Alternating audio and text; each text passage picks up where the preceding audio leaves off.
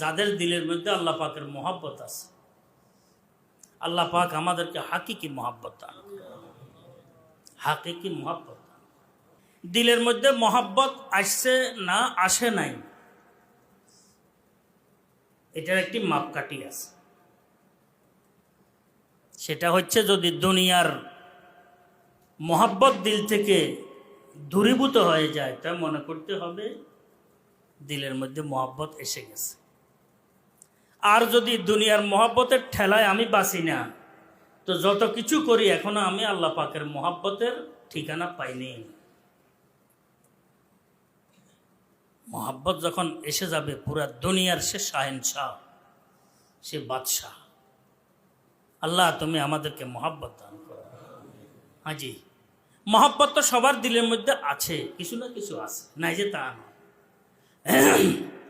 কিন্তু পরিমাণ মতো না হইলে তাহলে ওই মহব্বত বহু সময় কাজে লাগাইতে পারি না আমরা। ওই মহব্বত আমাদেরকে কাজ করাইতে পারে না। মৃত্যু অনিবার্য, সবাই জানি, সবাই জানি মৃত্যু অনিবার্য। মৃত্যুর ভয় সবার দিলের মধ্যে আছে। জীব জগৎ বলতে ক্ষুদ্র বৃহৎ এমন কোনো জীব নাই যে মৃত্যুকে কি করে না, ভয় করে না। মশা একটা দেখেন, খুব সতর্কতার সাথে থাকে, ঘুরে অন্ধকারের ভিতর দিয়ে আসি, তারপরে বসার চেষ্টা করে। আবার জাগন আছে না নাই, জাগ্রত আছে না নাই, হরন বাজায়, কানের এখান দিয়ে হরন বাজায়, তারপরে কি দেখে যে নড়াচড়া নাই। তো এমন জায়গায় ফাঁকিতে বসবে যে থাপ্পড় দিলে থাপ্পড় যেন না লাগে। আর এমন জায়গায় সে বসে যেখানে অন্ধকার, কালো কাপড়, সেখানে যে আশ্রয় নেই। কে শিক্ষা দিয়েছে?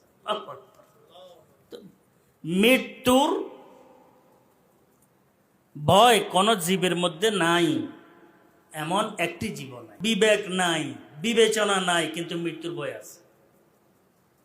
সে দুশ্মন চিনে, দোস্ত চিনে, মৃত্যুর ভয় আছে। আমাদের মধ্যে মৃত্যুর ভয় আছে, কিন্তু এমন ভয় যে ভয়ের কারণে আমরা পরিচালিত হইতে পারি, এটা এতটুকু ভয় আমাদের মধ্যে নেই। জি, আল্লাহ পাকের মহব্বতের হিসাবটাও এমন।